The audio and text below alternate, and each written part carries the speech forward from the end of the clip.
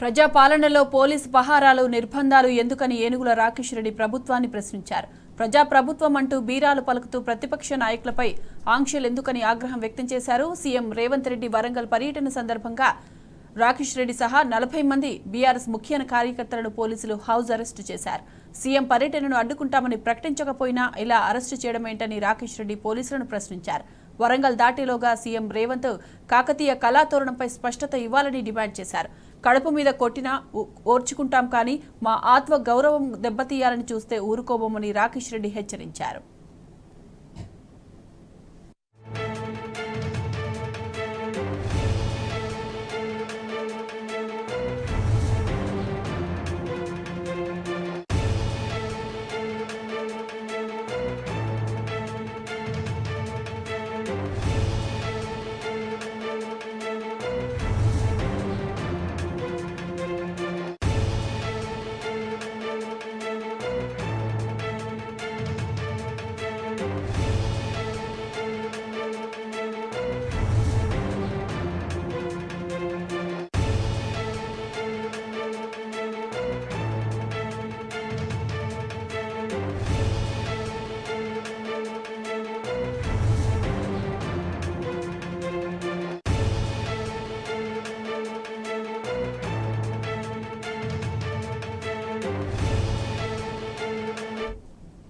ప్రజాపాలనలో పోలీస్ పహారాలు నిర్బంధాలు ఎందుకని ఏనుగుల రాకేష్ రెడ్డి ప్రభుత్వాన్ని ప్రశ్నించారు. ప్రజాప్రభుత్వం అంటూ బీరాలు పలుకుతూ ప్రతిపక్ష నాయకులపై ఆంక్షలు ఎందుకని ఆగ్రహం వ్యక్తం చేశారు. ఇక ఇదే అంశానికి సంబంధించి పూర్తి డీటెయిల్స్ మా ప్రతినిధి రవికాంత్ లైవ్ లో అందిస్తారు. రవికాంత్, చెప్పండి.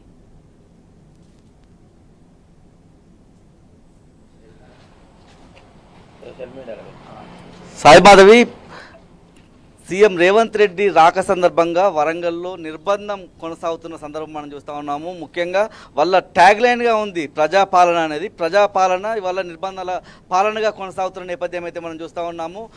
వరంగల్ హన్మకొండ జిల్లాల పర్యటనకు వస్తున్న నేపథ్యంలో ఇటు బీఆర్ఎస్ సంబంధించినటువంటి నాయకులను కావచ్చు, అదేవిధంగా మొదటిసారి రైతులను నిర్బంధించిన నేపథ్యం మనం చూస్తా ఉన్నాం. గ్రీన్ఫీల్డ్ హైవేకి సంబంధించినటువంటి రైతులను ఇవాళ ముందస్తు అరెస్ట్ చేసిన నేపథ్యం, అదేవిధంగా బీఆర్ఎస్ నాయకులను అంటే 2 లక్షల ఉద్యోగాల హామీ ఇచ్చిన నేపథ్యంలో కాంగ్రెస్ ప్రభుత్వం ఆ హామీలకు సంబంధించి నిలదీస్తున్న నేపథ్యంలో బీఆర్ఎస్కి సంబంధించినటువంటి విద్యార్థి నాయకులను ముందస్తు అరెస్ట్ చేసిన నేపథ్యము, ఇటు పరకాలలో రైతులను ముందస్తు అరెస్ట్ చేసిన నేపథ్యం.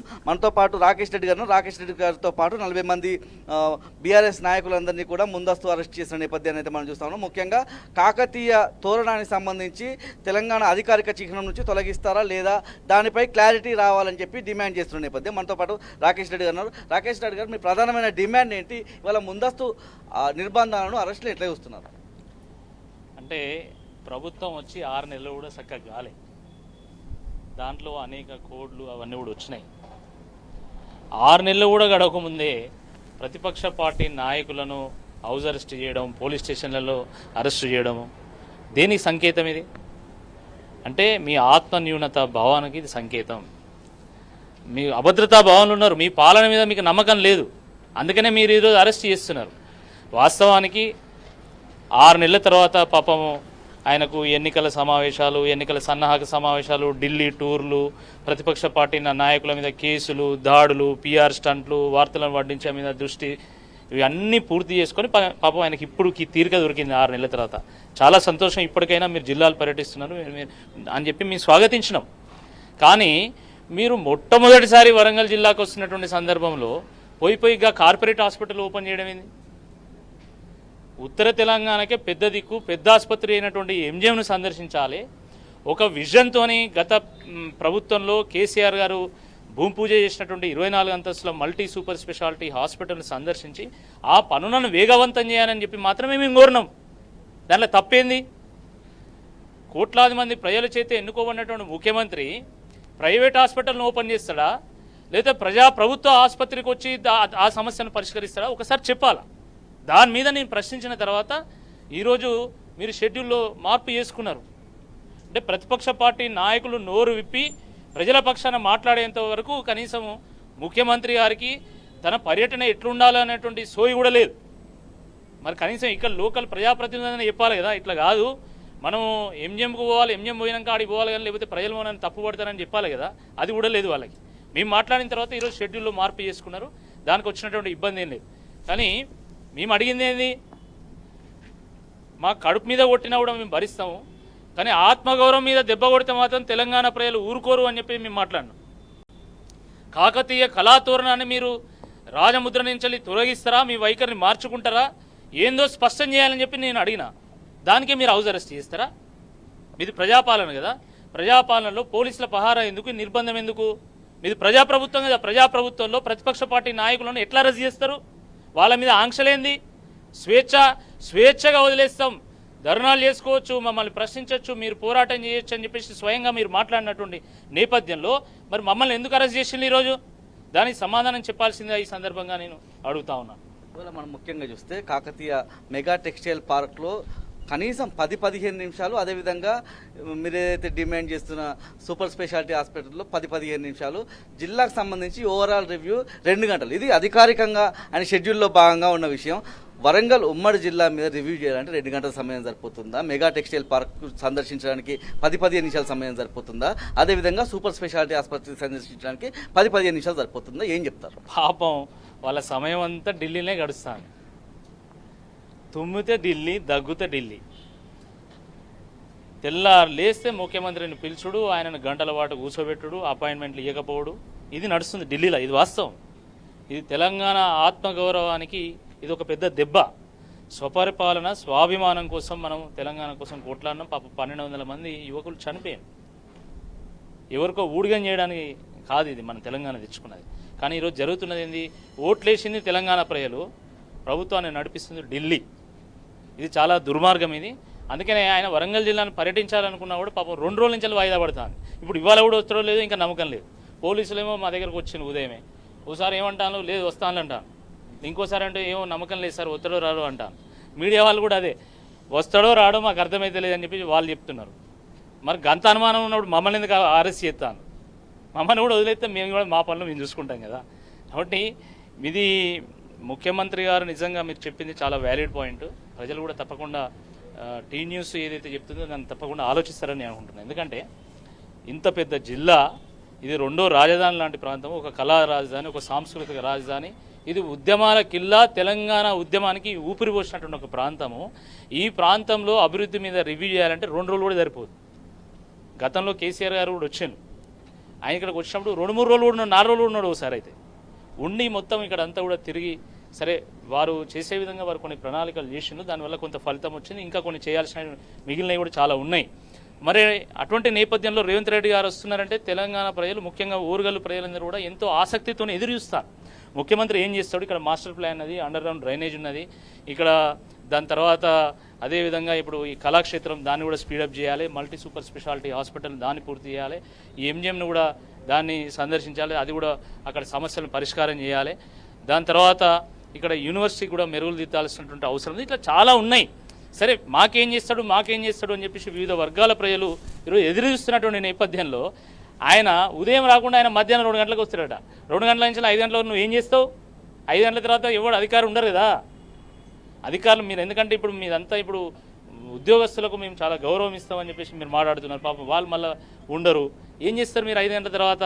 కాబట్టి వరంగల్ జిల్లా మీద ఆయనకు దృష్టి లేదా, లేకపోతే ఇదంతా ఏదో వట్టిగా తూతూ మంత్రంగా చేద్దాం అనుకుంటుంటే ఒకసారి స్పష్టం చేయాల్సినటువంటి అవసరం అది. దానికే మీరు హౌస్ అరెస్ట్ చేస్తారా? మీరు చాలా మాటలు మాట్లాడింది కదా గతంలో, మరి వాటి సంగతి ఏంది? మీరు 46 జీవోని రద్దు చేస్తామన్నారు. మీరు 46 జీవోని రద్దు చేస్తామంటే పాపం ఆ పిల్లలంతా ఈ గడప గడప తిరిగి వాళ్ళు ఓట్లు అడిగి కాంగ్రెస్ ప్రభుత్వాన్ని తీసుకొచ్చిండు. ఈరోజు వాళ్ళకి అపాయింట్మెంట్ ఇస్తలేరు. నేను వాళ్ళని తీసుకొని పోయి ఆ సెక్రటేరియట్ పోయి ఆ ప్రభుత్వ ప్రధాన కార్యదర్శికైనా వినతి పత్రం ఇచ్చి వాళ్ళ గోడును వినిపించాలంటే నాకు కూడా అపాయింట్మెంట్ ఇవ్వలే.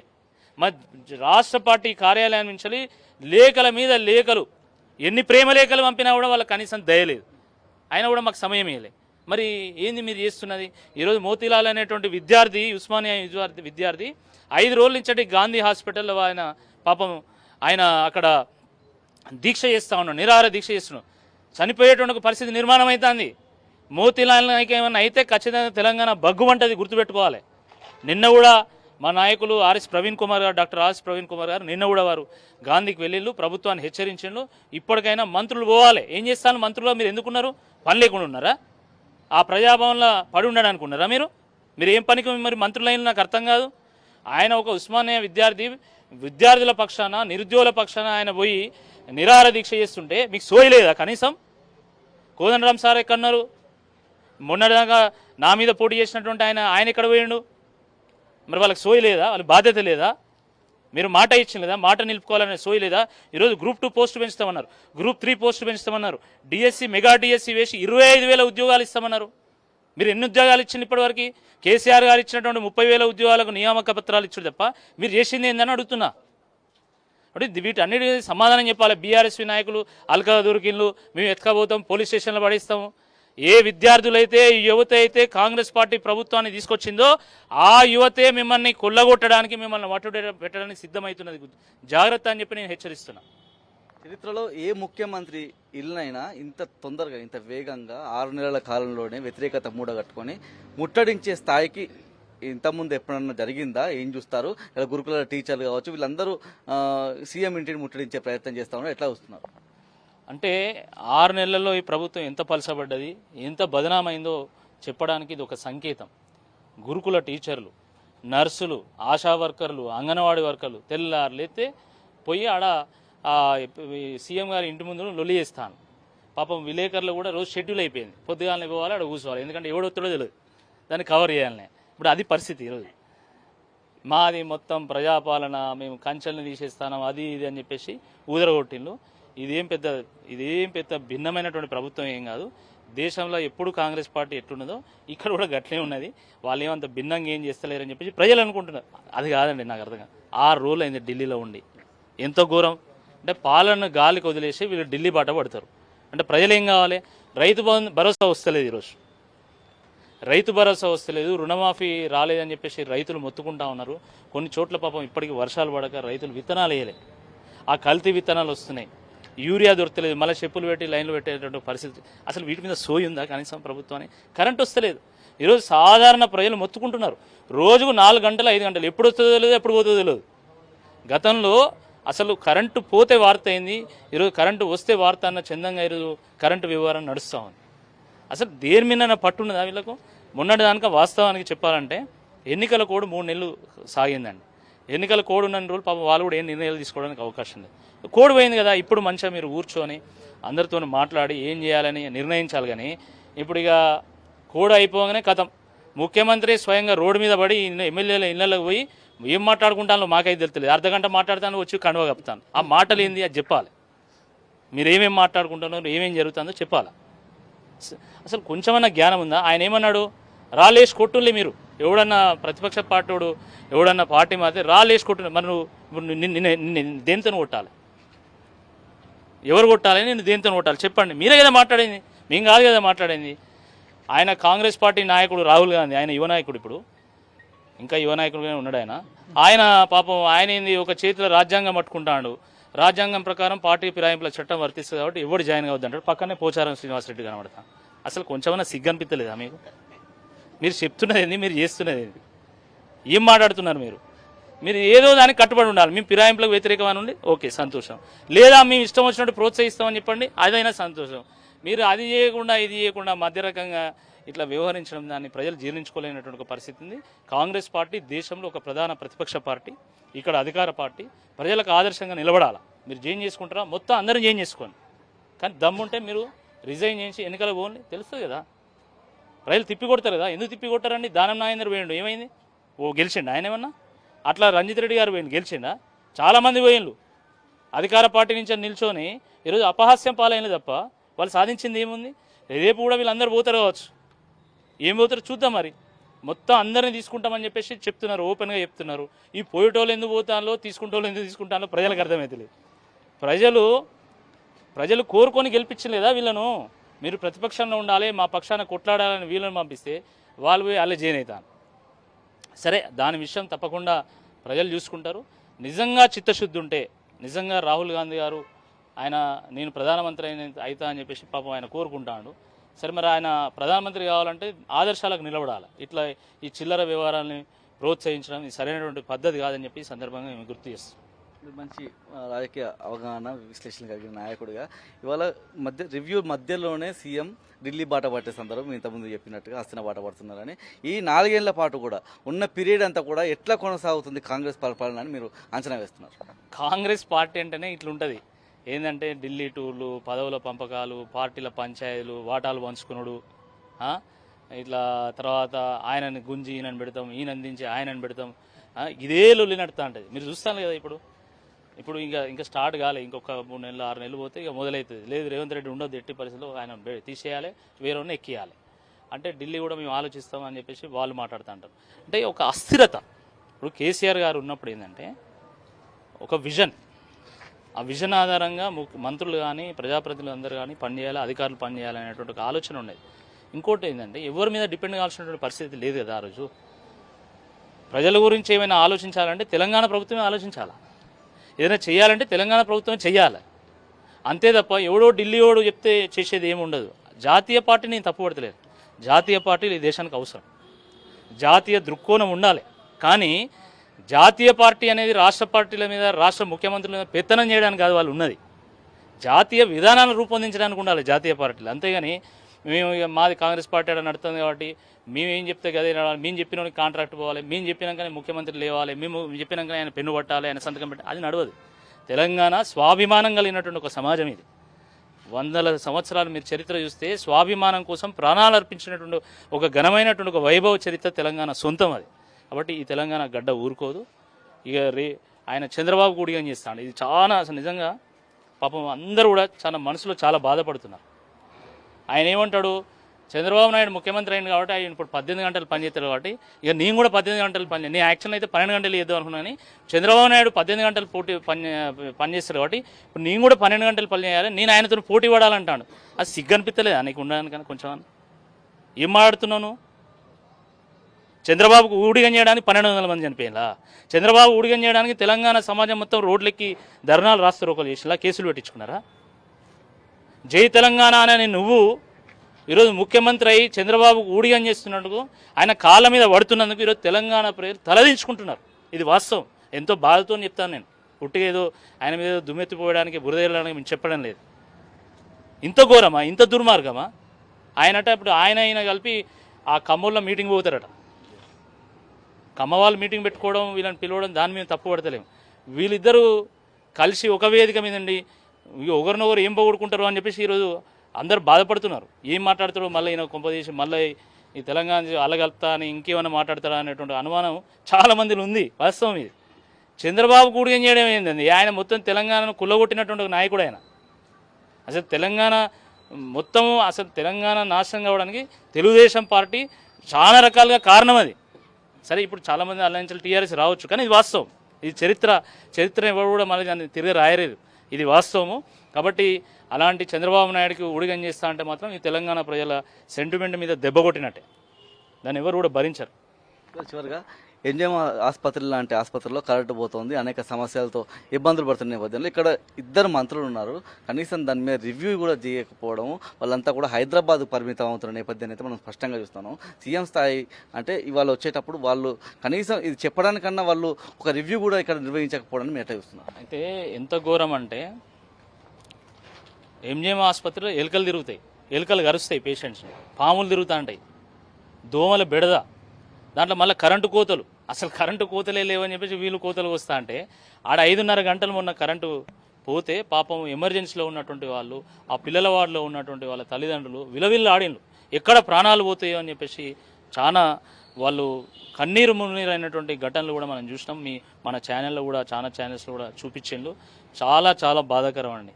ఎంజిఎంలో ఈరోజు మొత్తము 2500 మంది నుంచి 3000 మంది ప్రతిరోజు వస్తున్నారు.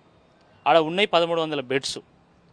మన కేఎంసీ సూపర్ స్పెషాలిటీ హాస్పిటల్ ఏదైతే సెంట్రల్ గవర్నమెంట్ రాష్ట్ర ప్రభుత్వం కలిసి నిర్మించిందో అది, దానికి సంబంధించి ఒక 1000 మంది పేషెంట్స్ వస్తే దాంట్లో ఉన్నది 250 మంది బెడ్స్, 250 బెడ్స్. మొత్తం డాక్టర్లు ఉన్నదే 250 మంది. ఇంకా కనీసం ఒక 150 మంది డాక్టర్లు కావాలి, నర్సులు కావాలి, ఇంకా స్టాఫ్ కావాలి. ఆ స్టాఫ్ సరిగా లేదు, సౌకర్యాలు లేవు, ఆ ల్యాబ్ ఎక్విప్మెంట్ లేదు. ల్యాబ్ ఎక్విప్మెంట్ ఉంటే టెక్నీషియన్ ఉండడు, టెక్నీషియన్ ఉంటే దాంట్లో కెమికల్ ఉండవు, రీఏజెంట్స్ ఉండవు, అవి పని చేయవు, దాన్ని సర్వీస్ చేసేటోడు ఉండడు. గిన్ని బాధలు ఉంటే ఇవి ఏదో ఈ బట్టనట్టు ఆయన పోయి అది కార్పొరేట్ మరి ఏ స్థానిక ప్రజాప్రతినిధి చెప్పిండో గంత తెలియదు కూడా ఎవడు ఉన్నాడో నాకైతే అర్థమవుతలేదు. మరి వీళ్ళకన్నా బుద్ధి ఉండాలి కదా, ఎమ్మెల్యేలు ఎంపీలు ఎవడో సలహా ఇస్తేనే పోతుంది. ఆయనకేం తెలుసు రేవంత్ రెడ్డి గారికి, ఆయన తెలియదు కదా. వీళ్ళు ఎవరో చెప్పుంటారు సార్ మనం వాళ్ళకి పోవాలి.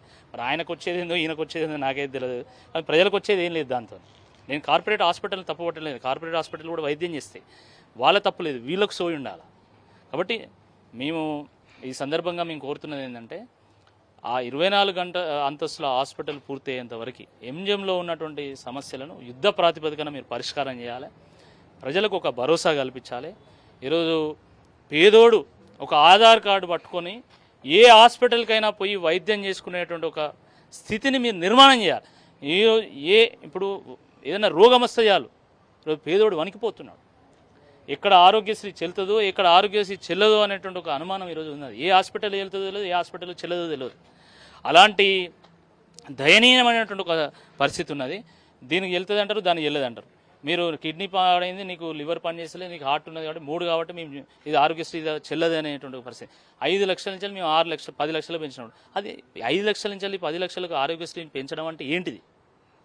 దాని అర్థం ఏందో సామాన్యులే నాకే అర్థమవుతలేదు. చదువుకున్న వాళ్ళకే మాకు అర్థమవుతుంది, రాజకీయ నాయకులకు అర్థమవుతుంది, కామన్ పీపుల్కి ఏం అర్థమవుతుంది? మీరు ఏ రోగాలు నయమైతే ఏ రోగాలు నయం కావు అది చెప్పండి. కాబట్టి మీరు వైద్యం విషయంలో జాగ్రత్తలు పాటించాలి. ఈరోజు వైద్య ఆరోగ్య స్థితి బాగాలేదు, వెంటిలేటర్ మీద ఉన్నది. ప్రజా ఆరోగ్య వ్యవస్థకి ఈరోజు జబ్బు పట్టింది. ఆ జబ్బుకు ట్రీట్మెంట్ ఇస్తారా ఇవ్వరా స్పష్టం చేయాల్సిందే ఈ సందర్భంగా నేను ప్రభుత్వాన్ని డిమాండ్ చేస్తాను. ముఖ్యంగా ఏజెన్సీ గ్రామాల్లో కనీసం ఇప్పటివరకు ఫాగింగ్కి సంబంధించినటువంటి చర్యలు తీసుకోకపోవడం, దానికి సంబంధించిన రివ్యూ కూడా జరగలేదు. ఇవాళ ఇట్లాంటి అంశాలన్నీ ఈ టేబుల్ మీదకి సీఎం గారు వచ్చిన సందర్భంలో ఆయన రివ్యూ చేయాల్సిన అవసరం ఉందా? ఆ 2 గంటల సమయంలో ఇవన్నీ చేయడం సాధ్యమవుతుందా? వారికి వాస్తవానికి అంటే వారు ముఖ్యమంత్రి, వారు మంచి పరిపాలన చేయాలని మనం ఆశించాలి. కానీ వాస్తవం ఏంటంటే పాపం ఆయనకు విజన్ లేదు. ఆయన కొట్లాడి ప్రభుత్వంలోకి రావాలనుకున్నాడు, సరే మెజారిటీ వచ్చింది, ప్రభుత్వంలోకి వచ్చింది. కానీ ఇవి వచ్చిన తర్వాత ఏం చేయాలనేది ఆయనకు ఆలోచన లేదు. ఇప్పుడు అది సమస్య. ఆయన చెప్పిండు కదా ఏదో ఛానల్లో, గుంపు మేస్త్రి నేను, నాకేం తెలియదు, ఆయన కోటి పనాప చెప్తే వాళ్ళందరూ కలిసి చెప్తే నేను ఆడ కనబడతా, నేను జై రేవంత్ రెడ్డి అనిపించుకుంటాను ఆయనే అన్నాడు.